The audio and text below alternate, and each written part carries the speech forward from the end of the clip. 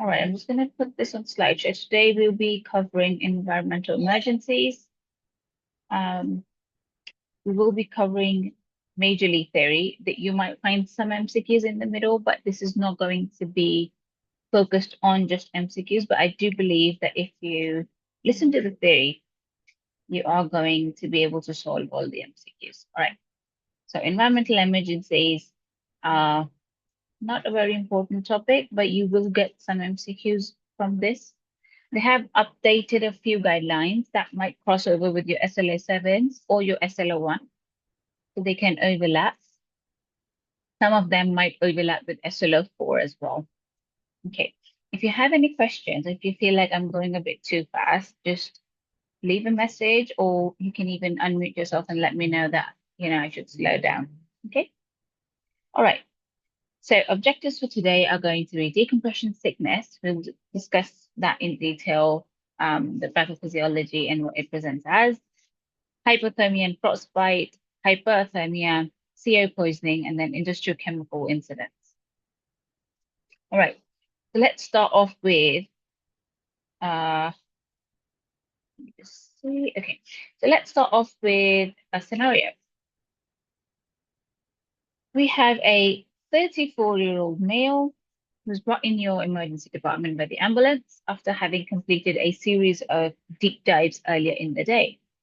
Approximately 2 hours after his last dive, he began to complain of weakness, shortness of breath, and a persistent headache. According to the EMS report, the patient was well hydrated during the dive, did not exhibit any signs of distress until after he surfaced. On primary survey, you notice that the patient has increased work of breathing. Breath sounds are reduced on the right with hyperresonance on percussion. Oxygen saturations are 90% on air. Which of the following is the possible underlying pathology of whatever this patient has? So can I have some answers in the chat box? So we have 7 participants, so I need at least 4 or 5 of you trying to answer the questions at least.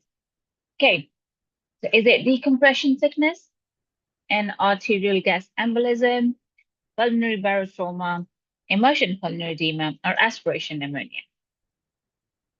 Now, it's okay if you try and have a guess because we will be covering this through the course of the session, so it's all right. But I want you to have your thinking caps on. Okay, brilliant. So, yeah, some of you think pulmonary barotrauma. Anybody else has anything else to say? Okay, decompression sickness, fair enough. Right. So let's see what this was. So this was a pulmonary barotrauma. But if you go back, this presentation of somebody with tachypnea, reduced breath sounds, hyperresonance is basically a pneumothorax, isn't it? So this patient has a secondary pneumothorax. He has a pneumothorax, which is due to pulmonary barotrauma. Very good. So in the world of diving, the awareness of having this barotrauma should never be overlooked. You have to keep that in mind. This usually arises from the Boyle's law that we will discuss further on about the pressure changes that can happen. Okay, so we'll cover the explanation of this properly. Now, let's come to the decompression illness. So the basics that you should know. Decompression illness, also known as the bends, is a disease of compressed gas. Okay, so what happens is divers, aviators, astronauts, Kaizen workers, all of them can have bubbles or gas bubbles form in their tissues, especially around joints or in vessels, especially when they experience a decrease in pressure. So if the outside pressure is less than the pressure inside, they are bound to get these bubbles. And these can either cause an embolism or decompression sickness, or they can even lead to joint pain and swelling or neurological problems as well. Okay. So DCI is like a very broad umbrella term. There are a few conditions that are covered in it. We'll cover all of them one by one. So keep this in mind that in the UK, this is really very commonly seen in divers. And because of this, we have proper guidelines, nice guidelines to handle such emergencies. Okay. So let's come to the basic sciences of it, of all the diving problems that you can have. So the pressure concept, you have to remember that at sea level, the pressure is one absolute atmosphere, and this can keep increasing for every 10 meters of seawater. This is not going to be in your MCQ, but you should know the pathophysiology of why this is happening. So at 0 meters, you've got one atmospheric pressure, and that is your sea level. And then every 10 meters, it keeps increasing. So 10 meters is going to be 2 atmospheric pressure, 20 is going to be 3, and then 30 is going to be 4. Now we talk about the Boyle's law. So if you keep the temperature constant, the absolute volume of a fixed mass of gas is inversely proportional to the absolute pressure. Now, what this means is, as long as the temperature is constant, if there are pressure changes outside less than the inside, there is going to be a change of this pressure leading to trauma, okay? Because wherever the pressure is low, it's going to suck in, okay? So whenever there's a sucking mechanism, it's either going to cause problem with your eardrums, it can lead to sinus rupture, lung rupture, or it can cause these bubbles to form. Now, Henry law is pretty much similar, again, keeping the temperature constant, the amount of gas that will dissolve in a liquid. So this is how this is happening. So as soon as the pressure drops, you can have these bubbles forming. This explains how nitrogen can become dissolvable in your blood at a certain depth, okay? Now let's come to the DSAP pathophysiology, incorporating all of these laws. So the decompression sickness is caused by nitrogen, which is coming out of solution during ascent. Okay, so this is when you're coming up. You have to remember this. You went down, the pressure was low, and now you're coming up. You have to come up slowly. That's how divers are told that they cover a distance of 10 meters at a time. They rest, then come up 10 meters at a time. So they don't get this sickness because a very fast ascent can lead to this problem. What happens is the evolved inert gas causes a mass effect and can lead to an inflammatory response in the tissues. What can happen is, one is a direct damage, which is your artery occlusion, vascular endothelial damage, venous outflow obstruction.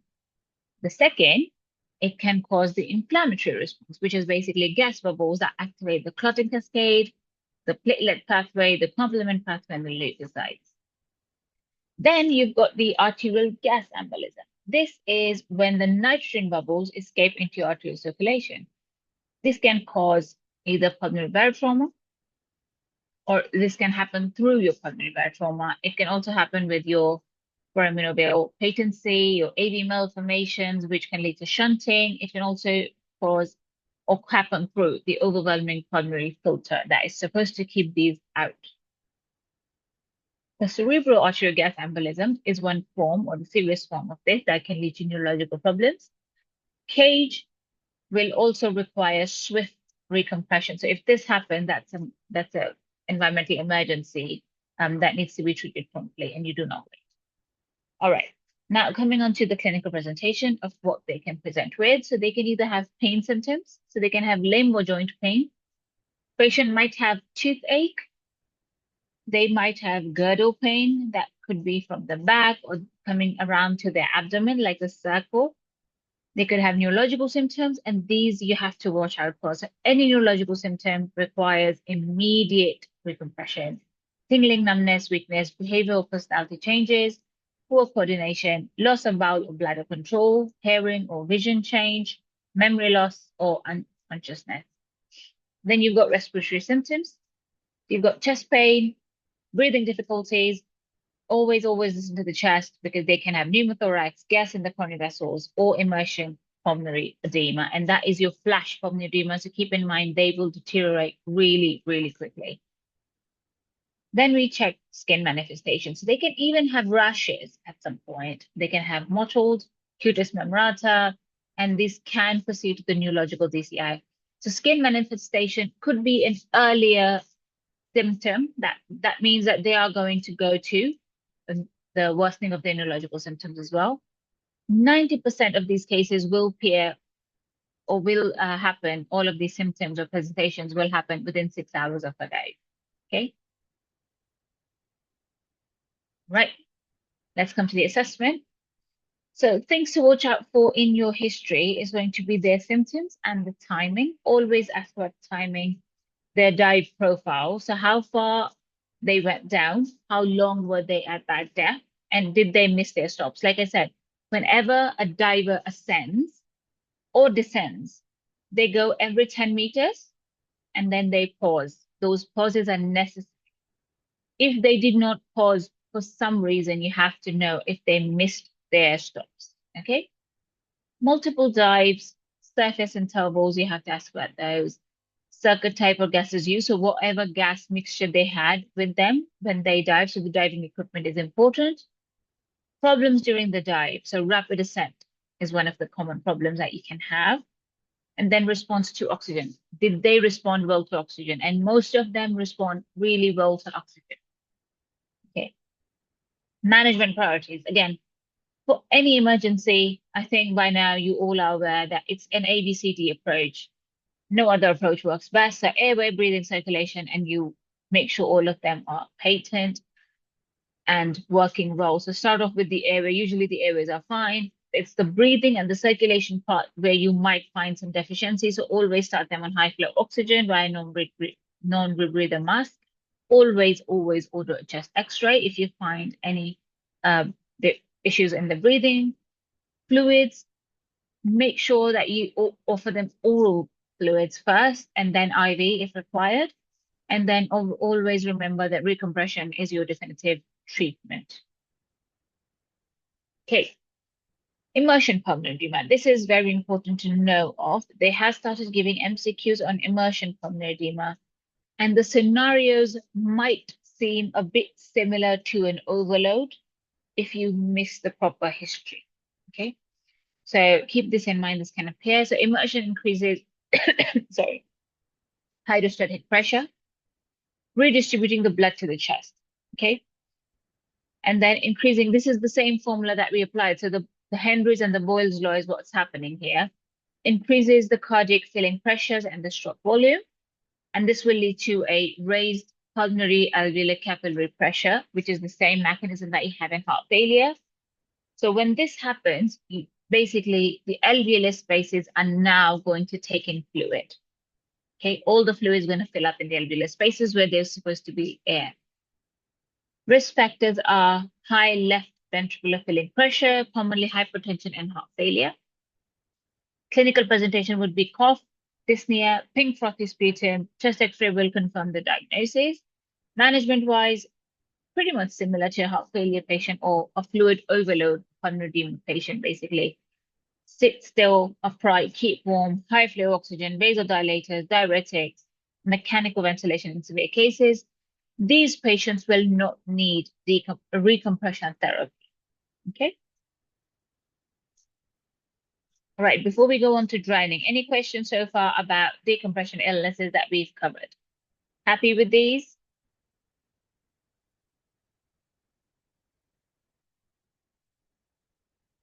Any questions so far? Yes.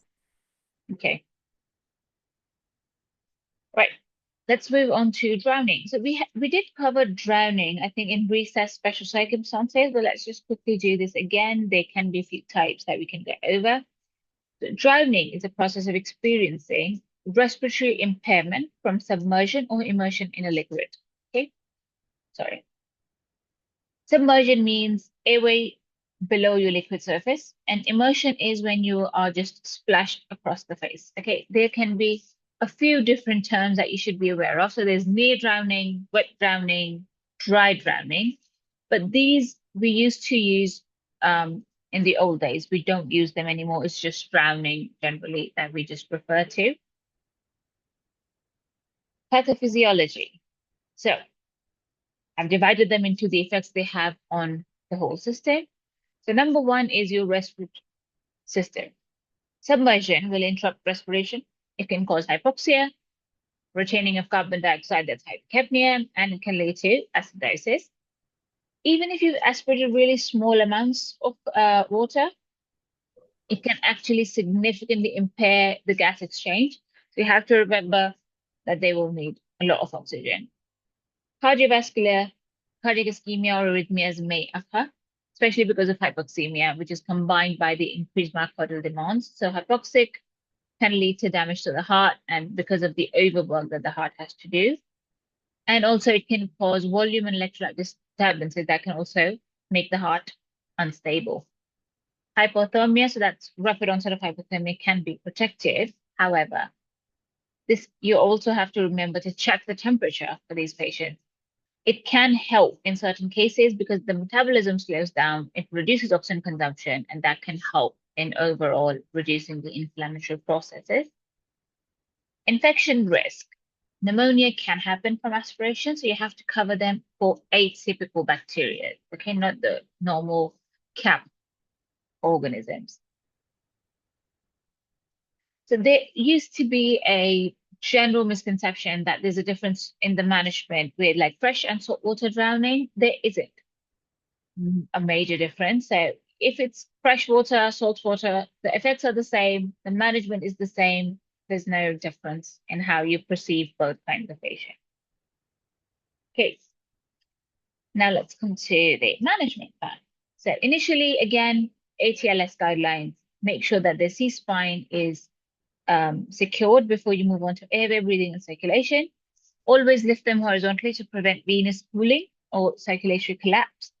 Attempting to drain water from the lungs is going to be ineffective. If there is, however, a risk of them vomiting, you might want to make their position left lateral. Okay.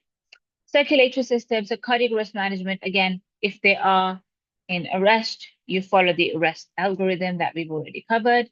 Hypovolemia is the usual cause of shock, so you do have to resuscitate them with fluids. Make sure that you always check the temperature and fix that first. Hypotension, usually corrected with oxygenation, crystalloids, and rewarming. Respiratory support, so all drowning patients, except those with like a normal oxygen saturation, you might want to give them high flow oxygen, and you might want to consider intubation, elective intubation, or NIVs earlier on. And then your ongoing care is going to cater to managing the hypothermia, giving them antibiotics for any infection they might potentially have, and making sure that their cerebral perfusion is okay. You don't want to overheat them because they might go into seizures. You don't want to have a very tight glycemic control either. You have to maintain their blood sugars. Okay. Any questions with drowning before we go on to this scenario? Happy with drowning? Happy with decompression illnesses?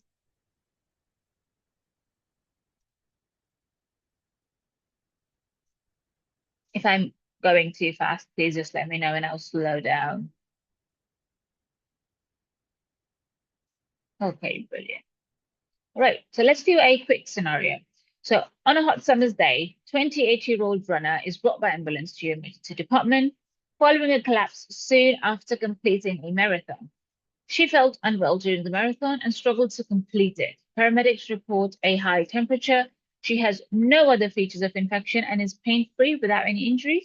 She has no other medical problems and was previously fit and well. Following your assessment, you suspect a heat-related illness. Which one of the following clinical features would indicate that your patient has heat exhaustion? Right. What do you think? Okay, somebody has said A. So moist, sweaty skin. Okay, good.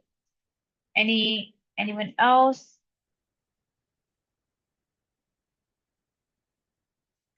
Good, moist skin. Okay. So all of you mostly think that. Okay, so heat exhaustion would be moist, sweaty skin. Okay, fair enough. Let's see. The next one is for the same patient. Which one of the following clinical features would indicate that your patient has a heat stroke? Okay, so which one would you think would mean they've got a heat stroke?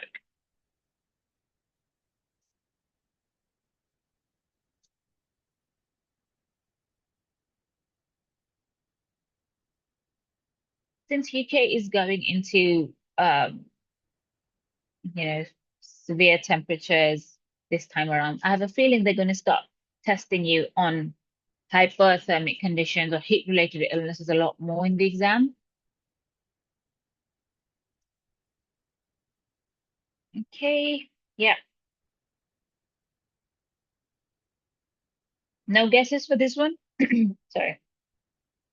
C, headache with dizzy spells. C is okay, yeah. Good. Anil. Tarek says B, headache with dizzy spells. Okay. Right. Let's see the next one. So for this patient, the same scenario, which of the following conditions has increased her risk of developing a heat stroke? So which of these will increase the chances of her having a heat stroke?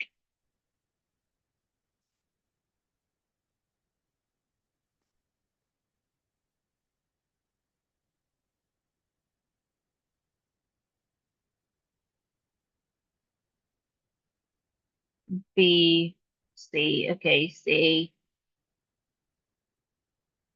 C. Okay, good job. Right. So I'm not going to give you the answers of these till the end of the heat-related illnesses, and then we can come back to this one and see if you can figure out if your answers were correct or not. They are fairly easy questions, and you will be able to figure them out, hopefully. All right. So let's go on to heat-related illnesses in overview. So what is included in your heat-related illnesses? So heat edema is basically transient swelling of your peripheries. This is going to happen in conjunction with heat. Okay. Heat syncope is transient loss of consciousness from vasodilation and volume depletion.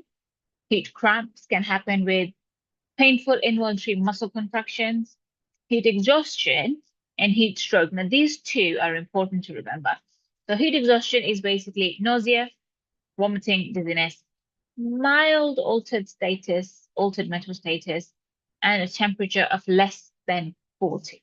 Okay. Heat stroke is a temperature, a core body temperature of more than 40 with neurological dysfunction, so income. Okay. That's the difference. The most commonly asked questions would be between heat exhaustion and stroke, so keep these in mind. Types of heat stroke, exertional heat stroke. So that is your heavy physical exertion, usually in young people. And this you will see in the scenario, you'll always have like a marathon runner or somebody who was doing something in the heat or outside for a very long time, combined with the environmental heat. The temperature outside was really high as well. And the heat dissipation overwhelmed the system. Non-exertional heat strokes usually happen in somebody whose body is designed to lose a lot more water than they normally would. So elderly, debilitated patient or children. So somebody who's really old in a high temperature environment, or it's in summers, I would say, would have a non-exertional heat stroke. Debilitated patient, somebody who's already very sick, or somebody like a child would have a non-exertional heat stroke. Usually the scenario might be something about leaving a child in a car for a long time and the car heats up and they can have non-exertional heat stroke. Okay, so let's quickly discuss the physiology and pathophysiology of what happens. So the heat production and uptake. So it's generally determined by your metabolic rate. Okay, exercise and food, they can increase your metabolic rate. Body absorbs heat from the environment. We all know about the conduction and the convection that we've studied long before in our basic sciences. And these principles now apply here and how this works. So body can absorb heat from the environment and the skin loses that temperature. Okay. So your skin is basically managing the temperature. If you overwhelm your system, you're not going to lose a lot. So initially, when your body is trying to manage the high temperatures, your skin is going to become sweaty and moist to get rid, basically to lower down the temperature by keeping it moist. But then there's a time comes when the body cannot do this anymore. Skin is just overwhelmed and this can become a bit more dry. So that is a bad sign. If your skin has become now dry instead of being moist in a very hot environment, that means that it's a bad sign. Okay. So heat loss mechanisms, like I said, conduction, convection, radiation, evaporation, respiration, we've all done these, and this is how they work. Pathological effects. So temperatures of more than 40 can cause direct cellular injury. So this can lead to cellular injury, and cell structures are not maintained at that temperature. They start breaking down and leading to a inflammatory cascade that we call um, leading to SARS and multi-organ failure. So what happens is basically once the cell starts breaking down, things come out, they cause inflammation, they damage the endothelial surfaces, they can activate the coagulation cascades, the inflammatory pathways, and then lead to SARS and multi-organ failure. Okay, heat stroke. So the clinical features, like we said, core body temperature of more than 40. They can have neurological dysfunction, so that's NCAF. They can have anhidrosis through sweating. Those sweating may be reported, but they mostly have anhidrosis, like I said. So initially, the body has that mechanism where it's sweaty and moist, and that's your heat exhaustion. And then it comes to a point where the body goes into just anhidrosis. And then you've got your systemic inflammatory response, which can lead to multi-organ problems. The most common body systems that are affected would be skin, musculoskeletal, renal, cardiovascular, coagulation, GI, respiratory, and neurological. Basically, just every system in your body is affected. But the first one that's affected is skin, and then musculoskeletal and renal, and then comes the last one to be involved would be the brain. Okay, how are you going to manage these patients? So number one, which is fairly understandable, you have to bring their temperatures down. Spray them with water. You can use a fan. Target, your core temperature target is going to be 38.5. So anything less than 40 is what you're aiming for, but at least 38.5. Fluid replacement. All patients will require fluid replacement alongside active cooling. So what we do is we use cool fluid. So normal saline is going to be given, but we're going to give them cold. Monitoring, you have to get a CVP line in and measure it. And you might want to get a catheter in to maintain the input and output properly. So you're not giving them fluids over and above and putting their heart under pressure. And then you've got your supportive care. So you have to make sure that if there is some organ damage, you cater to that. So if they're going to AKI, give them more fluids, fix the renal problems. If they are prone to having seizures or they have had seizures already, you might want to consider IV benzos and ICU management for organ support. So if you've put a CVP in, they are going to end up in the ICU anyway. Okay, now this, they do still ask questions. So this is their favorite, drug-induced hypothermia. There are three conditions that you should know of: malignant hypothermia, neuroleptic malignant syndrome, and cirrhosis. Okay, so malignant hypothermia is a rare syndrome triggered by the inhalation of anesthesia and sucks. Okay, so you should know what causes it. It is related to anesthesia and succinylcholine. It is a genetic defect, and the defect is at the receptors that are controlling the calcium release from sarcoplasmic reticulum. You have to keep this pathophysiology in mind. So genetic defect at the receptors that are controlling the calcium release from the sarcoplasmic reticulum. Okay. Treatment is dantrolene, which is the mainstay, which will inhibit this calcium release. Supportive treatment includes active cooling and controlled hyperventilation, and also remove the cause. So because it's triggered by succinylcholine and anesthesia, you have to stop this. Okay. So if the MCQ come and what they're asking is what would you do first, do not just say dantrolene. Okay. What would you do first is going to again be A, B, C, D, E. Keep your A, B, C, D, E in mind. If they're asking for a definitive treatment, that's dantrolene. What would you do first? Stop the anesthetic or the offending agent. Okay, and then A, B, C, D, E, make sure that that is sorted before you select dantrolene. Okay. Neuroleptic malignant syndrome. Again, another rare entity. But what happens is these patients are taking neuroleptic drugs, or they have sudden withdrawal of dopamine agonists. Okay, and they can present with hypothermia, altered mental status, skeletal muscle rigidity, and autonomic dysfunction. Okay. Management is going to be, again, removal of the offending drug. So this is usually what the MCQ comes for. Okay, what they want to know is what would you do first is sometimes what they ask, or the question might be about A, B, C, D, E. If it's not removal of offending drug in your options, then it could be something related to airway, breathing, or circulation. So watch out for that.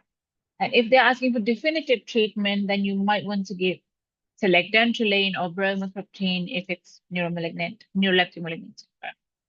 Then you've got serotonin syndrome, consequence of excess serotogenic agonism. Common drugs, keep these drugs in mind. You might have to rote learn these. So venlafaxine, fluoxetine, citalopram, pethidine, and tramadol. And clonus is the most important finding. So sometimes what happens is many candidates have problem differentiating between NMS and SS because they're both most commonly drug related and there's some drug history mentioned in the stem. Keep in mind that NMS will not have clonus. They might say skeletal muscle rigidity, but they will not mention clonus. Okay, clonus is going to be related to serotonin.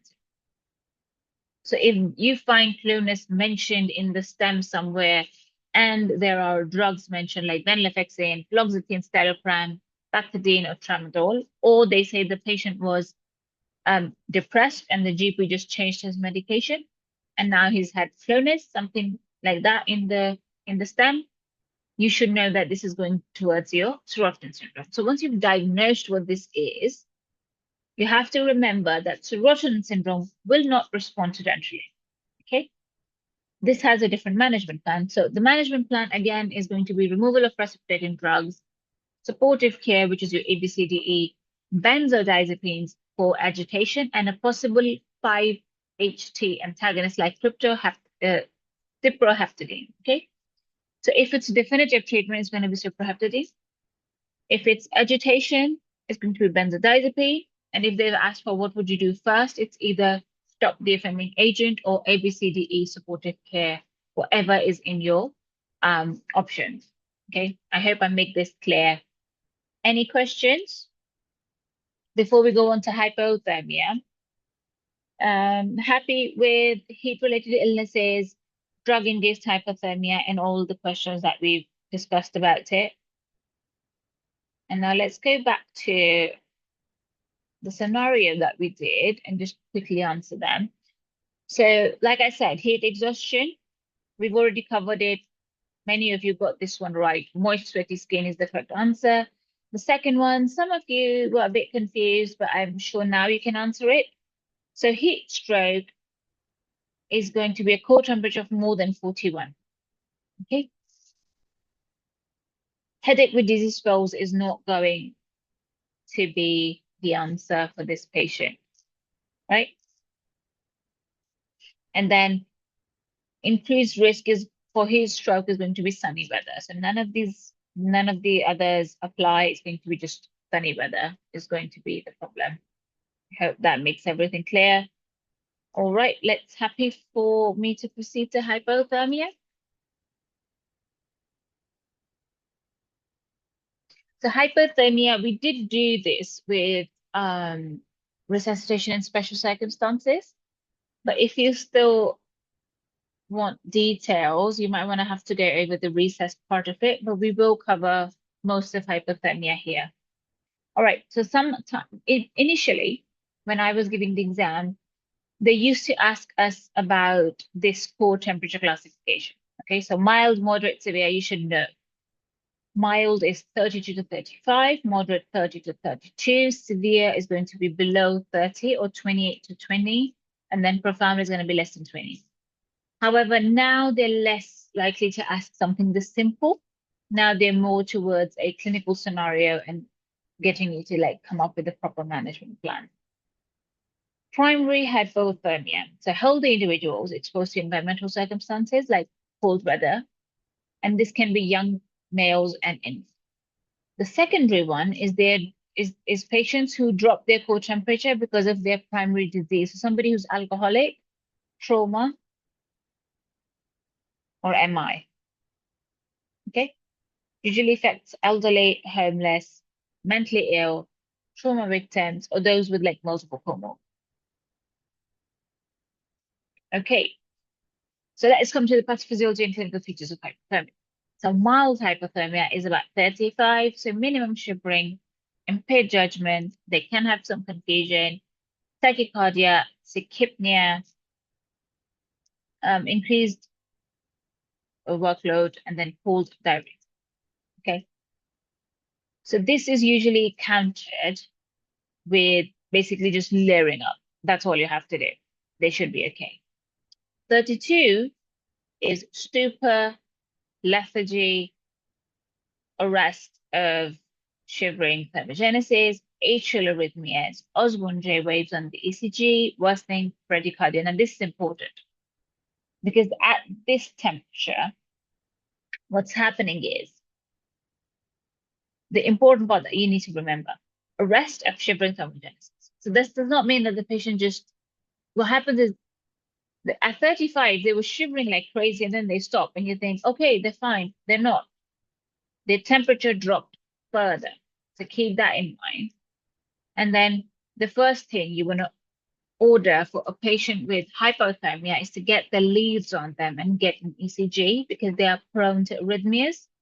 So always, if the MCQ asks what you're going to do after the ABCDE, always is after you figured out that their core temperature is low, you might want to get a 12-lead ECG, okay, to make sure that they're not having any arrhythmias and to look for the Osborne J wave, okay?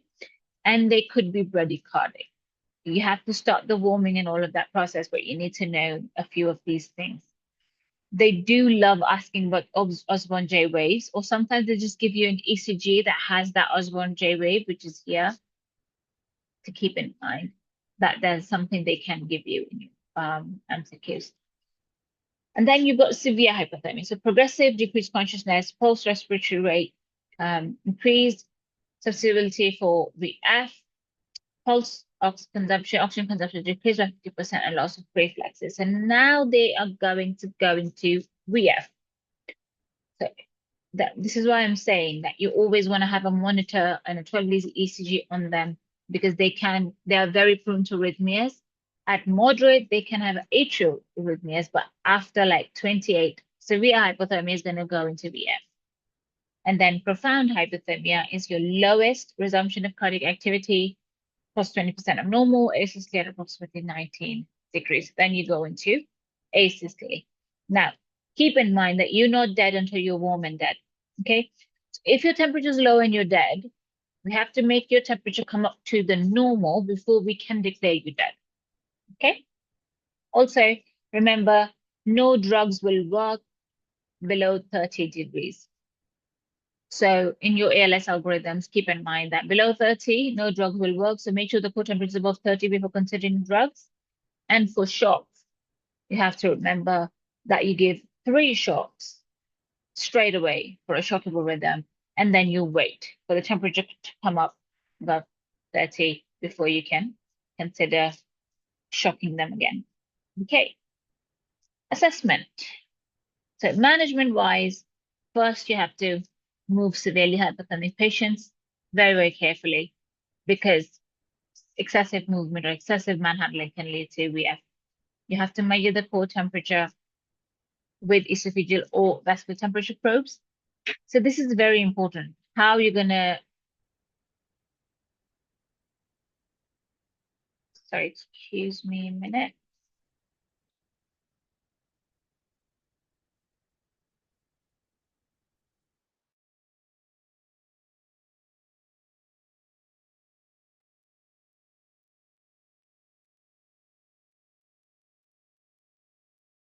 There's gonna be 2 minutes. Please bear with me.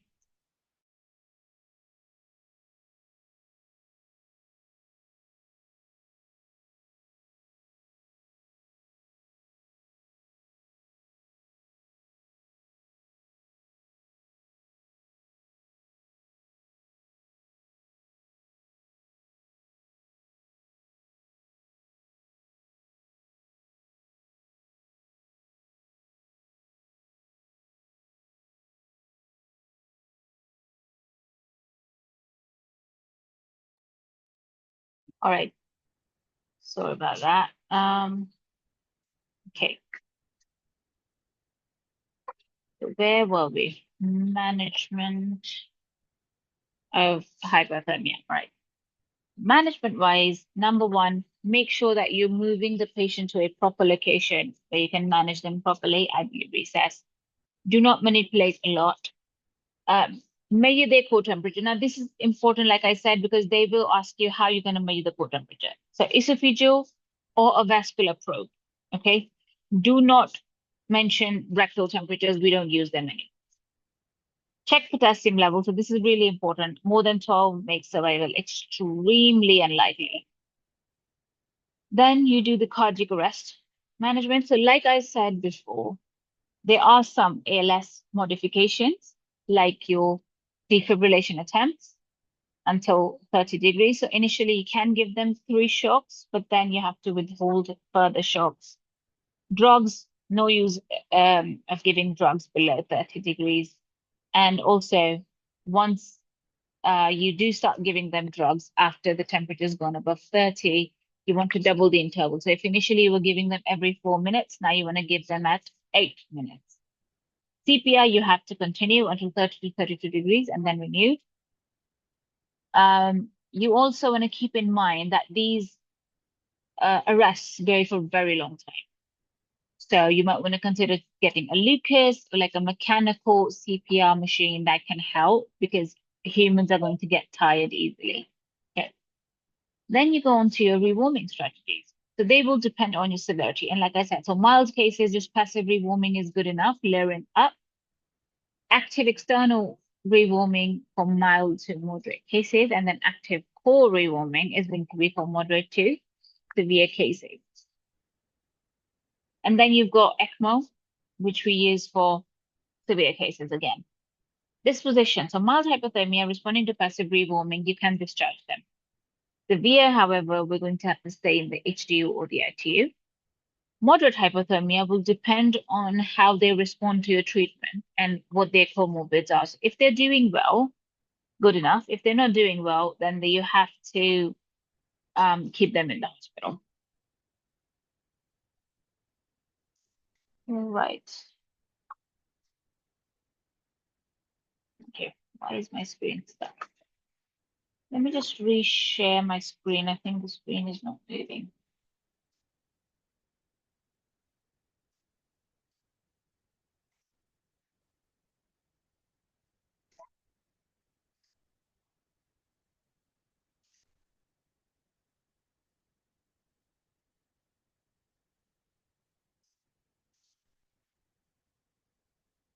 Okay, good.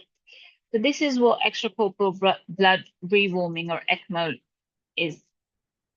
Indications would be aggressively rewarming blood in severely hypothermic patients. So what this does is basically we take all the blood in the patient's body, make it go through a machine that heats it up and then puts it back in the patient's body. Okay. That way you kind of heat up all the organs at the same time and you do a very good job.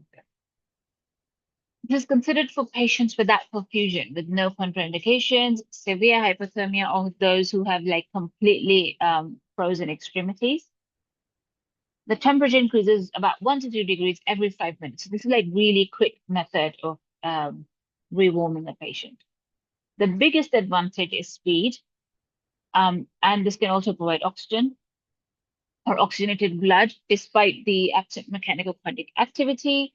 The biggest disadvantage, which is not mentioned here, is one, there are not a lot of specialized centers available that can offer ECMO, and two, it requires a lot of space. So it's not going to be very easy to like fit in your ER. Right. Happy with hypothermia? So I'm just going to go over this frostbite quickly. And then you can just ask questions about hypothermia if you have any. Okay, frostbite. So frostbite is different from hypothermia. The reason is this is when tissue temperature decreases to less than 0. And what happens is ice crystals can form in your cellular structure. And this can lead to microvascular thrombi and can cause end organ damage, basically. So what happens is your toes or your fingers or the tip of your nose can fall off, or even your ears, the earlobes. So anywhere you've got end arteries can be damaged. So superficial frostbite can affect the skin and subcutaneous tissue. A deeper frostbite can also affect bones, joints, and tendons. And patients sometimes don't even realize it because it goes numb, and you can actually just, a toe can break off, or the tip of your nose can break off, and you might not even realize it. So before frostbite, limb life versus limb mechanism activates in your body. So what it does is your body is like, I'm going to save your life. If you lose a limb, it's okay. So your body is just prioritizing, and then that's what it does. So as temperature falls, ice can form extracellularly. Water then exits out of the cell. This can cause the cell to dehydrate, leads to osmolarity, and then collapse, and eventually death. Management-wise, pre-hospital care, you have to get them to a warm space straight away. You might want to pad or split the affected area to minimize injury, because they might not even realize that they're injuring it, because the limb just goes numb. You can't feel anything. Do not rewarm if refreezing is possible before definitive care. You have to be careful about this one, because if you rewarm very quickly, you can lead to the cellular debris that can spread to the whole of your body and cause reperfusion injury. Do not rub frostbitten areas because the skin can come off. So it can lead to like a degloving injury as well. So be careful about these things. In the emergency department, you want to rapidly rewarm by immersing it in a liquid, but you have to make sure that that liquid will not cause severe burns. Continue rewarming until pliable and distal erythema is noted. So you see the redness coming back, which is usually about 15 to 30 minutes. Provide parenteral analgesia for intense reperfusion pain. So they're going to feel a lot of pain. So you might want to, pile up on the um, painkillers. Clear blisters debrided. Hemorrhagic blisters are supposed to be left intact. This you have to remember. This can be given in an MCQ as well. Okay. So if the blister is clear liquid, you can debride it. But if it's a hemorrhagic blister, do not do anything. Leave them be. Follow up. Admit if any features of deep frostbite. Superficial frostbite generally discharge within 24 to 48 hours. And surgical debridement not before 4 to 6 weeks. So yeah, you don't want to mess this up. Let the limb heal before you debride further. And then refer to a physiotherapist early, because they will need to mobilize that foot or that limb. Okay. Any questions so far before we go to chemical incidents? RChem recently updated the guidelines for radiation and chemical injuries. So we are going to cover that as well. 2024 updates will be covered in this one. Any questions so far? Happy with what we've covered?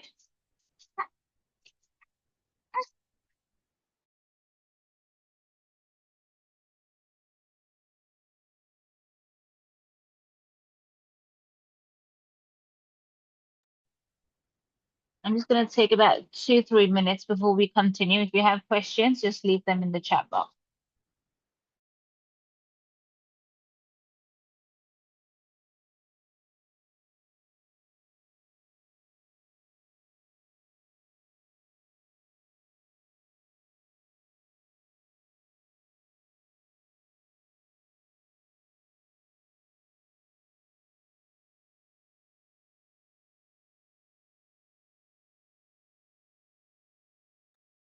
All right, brilliant. Okay, so industrial and chemical incidents. Industrial and chemical incidents, they usually can happen with leaks, explosions, they can be fires. Most of your facilities, especially in the UK, they do frequent check, and they have their systems in place. And sometimes these systems can be overrun, or there can be some chemical warfare that can happen, which can lead to these kind of problems. All right. So the legislation is what you should be aware of. This they can give you as an MCQ when they overlap SLO1 and SLO7. So your UK legislation, so Control of Major Accident Hazards and Regulations of 2015, that's COMA. This body regulates industrial chemical use in the UK, incorporating the Service 03 directive. Certain industries must report incidents and maintain major accident plans.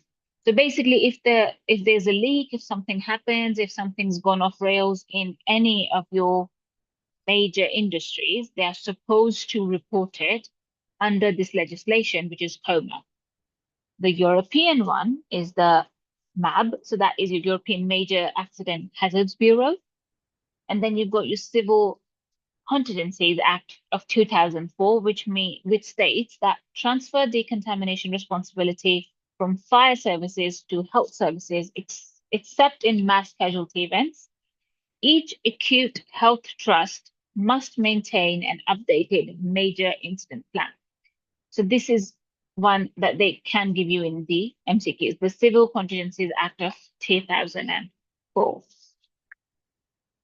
which basically is transferring your responsibility from the fire department to your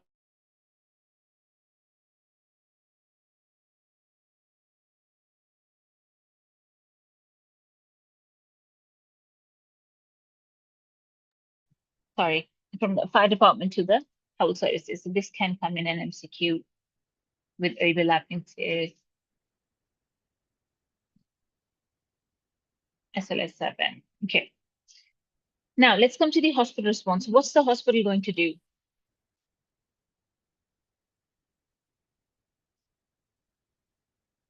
So the hospital is going to first contain the leak or the chemical spill or whatever it is that they're concerned about.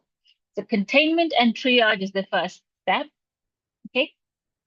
Contain the incident to prevent secondary contamination, perform triage with basic first aid. And this is always done outside the hospital. The preference is to have a decontamination tent, which is outside the hospital where they can do all of this.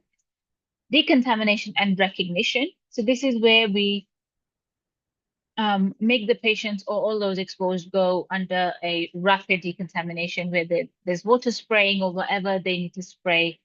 And there are people in these hazmat suits. If it's not done on the scene, we do it there. Recognize the toxidromes. So whatever has been spilled, you have to recognize the toxidromes and seek expert advice. So usually, whenever something like that happens, we not only have our chemical spillage teams come in to help us, we also refer to ToxSpace, okay, for expert guidelines on how to decontaminate and what antidotes we can use or what symptomatic management do we need to do. But generally, your symptomatic treatment is the same. Remove all clothing, wash body from head to toe, and then move them into different clothing which is not contaminated. That's your basic management initially. Treatment and transfer. So provide appropriate supportive or antidote treatment, and then you want to transfer them for definitive treatment. Now, the important thing here to keep in mind is transfer. Where do you transfer and who do you transfer? So anybody who is stable, you don't need to transfer. Observation is fine. Anybody unstable needs a transfer, and where they can be transferred is a proper department where they deal with these kind of chemical spills or the toxidrome that's relevant. Okay, not all hospitals can manage these patients. Conclusion and continuation. So safely conclude the hospital response. Continue business operations after the event. So basically what they're telling you is if there's a spill, they usually go into this major accident mode, and then they do containment and triage, decontamination, treatment transfer, conclusion, and continuation. Again, information resources. So like I said, Public Health of England website, we can use that for toxicological data. We can use ToxSpace, National Poisons, and then MRCEM is your UK hazard identification system that can tell you what kind of a poison you were exposed to and what you're supposed to do to neutralize it. Okay, now let's do a quick decontamination procedures.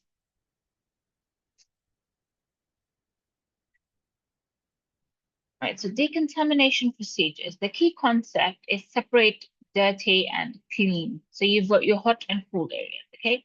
So anybody who is contaminated is going to be in the hot area. Anybody who's clean is in the cold area. And these are both in your decontamination tanks, by the way. So even those in the cold area will have to change their clothes. The ones in the hot area will have to be sprayed down, like, you know, in the picture that's mentioned. And this is divided by clear lines, so you don't want to mix the two. Staff must be aware of their status and maintain it. Decontamination methods. So you've got clothes removal, like I told you earlier. So removes 70 to 85% of the chemicals. So head-to-toe removal of all clothes. Okay. Even the undergarments have to be taken off and changed. Do not allow your patients to leave them on. You have to switch them. Dry decontamination from non-caustic chemicals, so blotting with absorbent material is okay. Wet decontamination is for caustic contamination, so showing signs like itching or redness. Now, these are your contamination phases and safety. So primary phase is directly from the incident. This is minimized by scene management. So safety, personal protective equipment, and handling plans. Then you've got your secondary phase, which is your from contaminated individuals leaving the scene, potentially spreading the chemical through exhalation or contact. And then the tertiary phase is the environment spread, so airborne or waterborne. They don't really ask questions about that. You just have to make sure that it's the secondary phase where the patients might start showing a lot of symptoms and where they can actually affect the healthcare workers as well. So healthcare staff safety is paramount to prevent secondary casualties. PPE includes chemical-resistant overalls with integral head or visor, hands and feet protection, worn with mask, gloves, and boots. PPE can limit dexterity and cause heat stress, requiring frequent staff rotation. That is important to remember. Okay, clinical assessment and antidotes.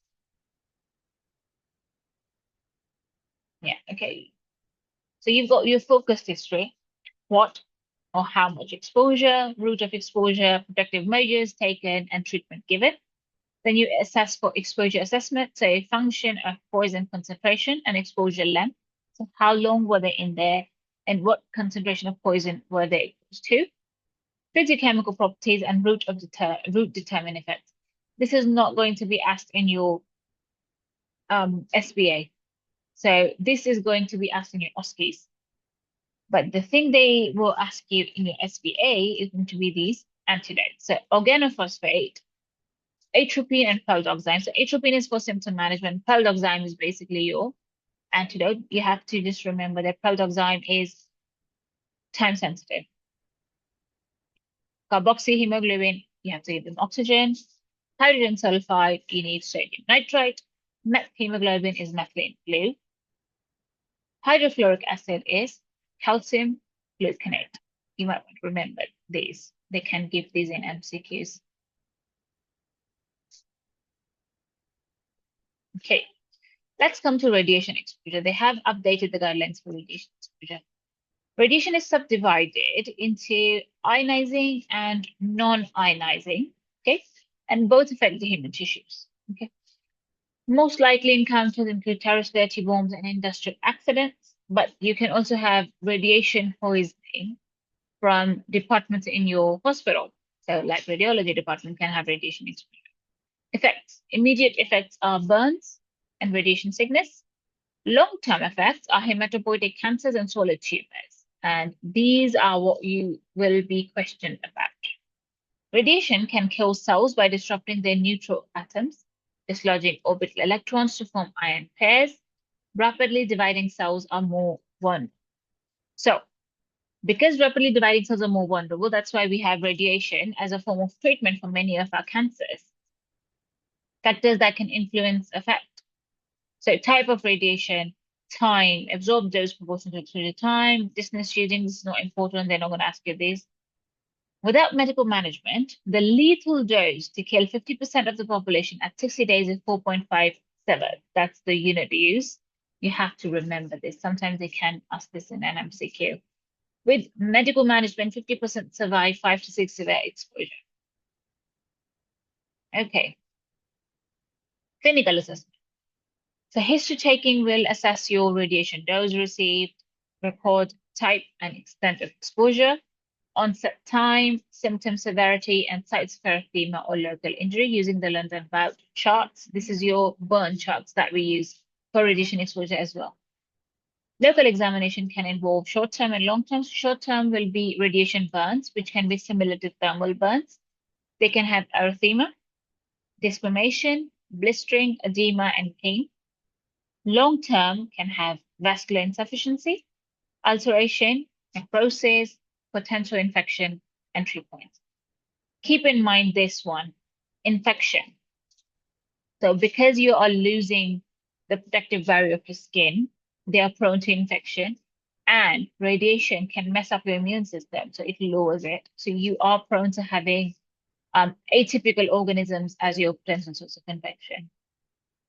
And you can also have reactivation of some organisms that might be in your body, like TB or chickenpox. So keep those in mind as well. Systemic examination, so radiation syndrome. Acute or delayed result of whole body exposure to high doses of ionizing radiation includes GI, cardiovascular, and neurological symptoms. They can present with vomiting, they can have syncope, dizziness, palpitations, and neurological symptoms. Well, chemical and radiation incidents. So chemical incidents, like we've discussed, is just a quick review of them. And then radiation exposure, we've done in detail. This is just a quick review. You don't need to go over them. Now, in summary, for what we've covered in your basic environmental emergencies, we've covered diving emergencies, we've covered heat-related emergencies, and then we have covered chemical and radiation, and then cold emergencies as well.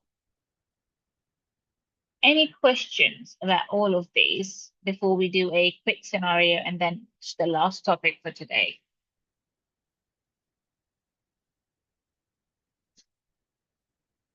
Any questions? With regards to anything we've covered so far?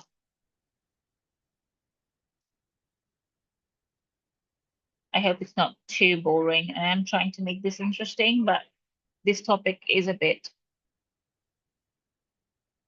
so, right.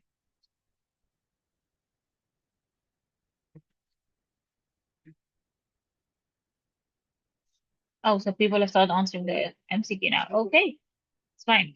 So a patient arrives at your emergency department after suspected chemical exposure. They exhibit a classic constellation of symptoms, including pinpoint pupils, excessive salivation, um, lacrimation, urination, defecation, yeah, upset, and MS. This is sludge mnemonic, if you want to remember this as. Based on this presentation, what is going on?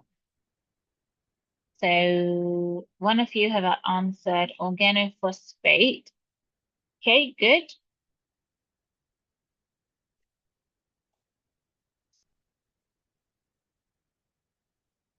Brilliant. So I know that all of you are awake at least. So yes, that is correct.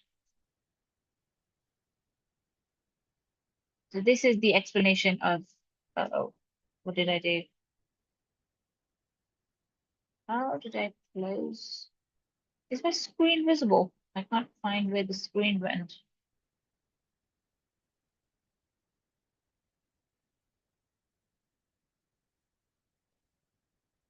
Oh, there we go. My screen. Okay. So explanation would be, again, the sludge mnemonic. I think we all know about that. Primary antidote is atropine and then pralidoxime as well. Secondary treatment, pralidoxime is also mentioned as having a longer effect for organophosphate. So nothing major here. And now we're just going to go on to our last one.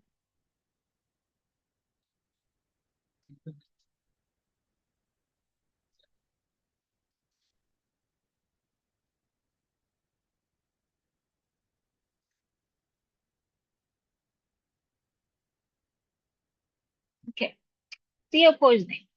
This isn't exactly environmental, so that's why I've put it in the end.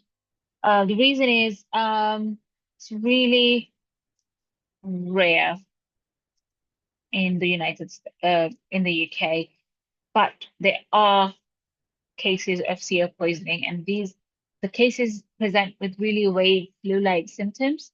So you might want to be aware of this. So pathophysiology of carbon monoxide poisoning is that because the carbon monoxide has a very high affinity for oxygen, for hemoglobin than oxygen. So if it's present in your system, it's going to replace oxygen and cause and bind to the hemoglobin and make carboxyhemoglobin. Now, what this does is, if you remember in your primary, um, you remember your primary knowledge, and there was this law that you would study, where there's a graph that you study and it moves to the left and the right. Does anybody remember that?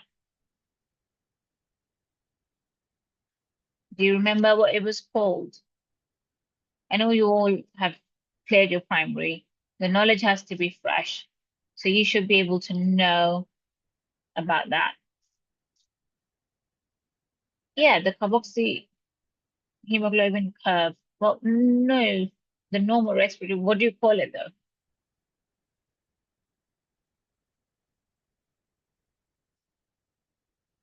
What's the name of it?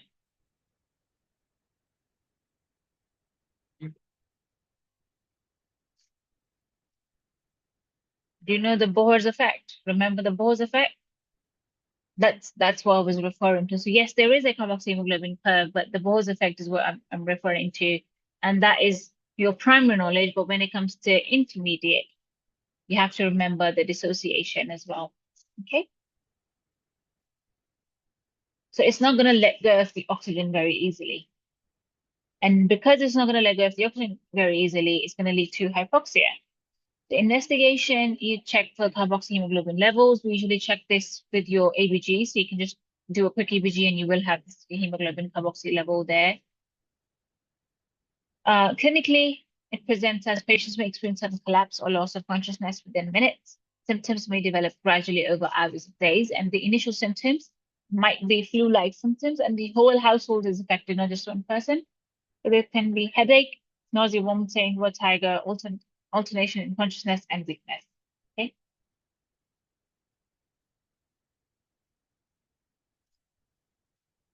So the most common symptom that they can present initially with is going to be flu-like symptoms. Keep this in mind. Management. So management-wise, oh, why do I keep messing up the screen? What's happening? Okay, yeah. So management-wise, you've got RChem recommends the hyperbaric oxygen therapy. Now, which patients do you select for hyperbaric oxygen therapy? So this is your MCQ. New neurological deficit or mental status change, carboxyhemoglobin of more than 25%, pregnancy, evidence of heart damage or loss of consciousness, even if recovered. So if your patient in the MCQ stem has a passed out episode, or once they passed out, but now they're okay, you still want to consider HBO stem. Okay. Treatment protocol is that your current recommendations are 3 sessions within the first 24 hours after the incident. Okay. So this is really important. They can give this in your MCQ. Again, just to revise, you are considering hyperbaric oxygen therapy for any new neurological deficit or mental status change, carboxyhemoglobin levels of more than 25%, pregnancy, evidence of heart damage, or loss of consciousness, even if it's recovered. And the treatment protocol states you do 3 sessions within the first 24 hours after the insult.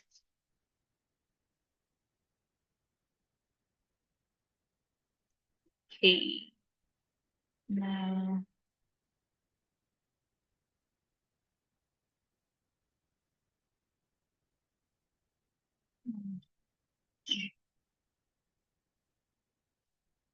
again, the screen is stuck.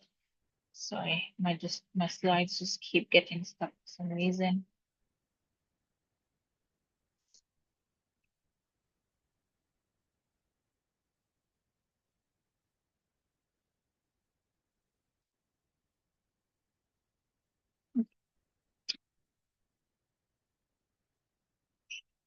All right. Any questions?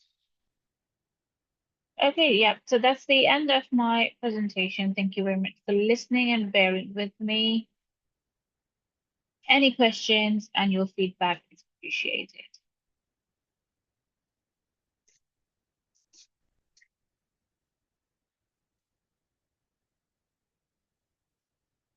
Now, feel free to ask any question about the environmental. We have covered the topic in well in time, I'd say. Anybody has anything to add, anything you feel like I might have missed, or anything that you might have a query about, just feel free to ask in your comments or just unmute yourselves. We'll be sharing a feedback form that you can just give us a feedback. All of this presentation was based on RChem guidelines and NICE guidelines. So you don't have to go over them again. You can just revisit this lecture if you want.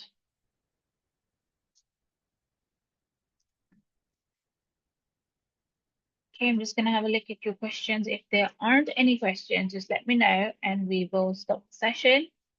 Or if you want something else from me, is Rajab here? Thank you very much, Dr. Mukhtar, for your comments.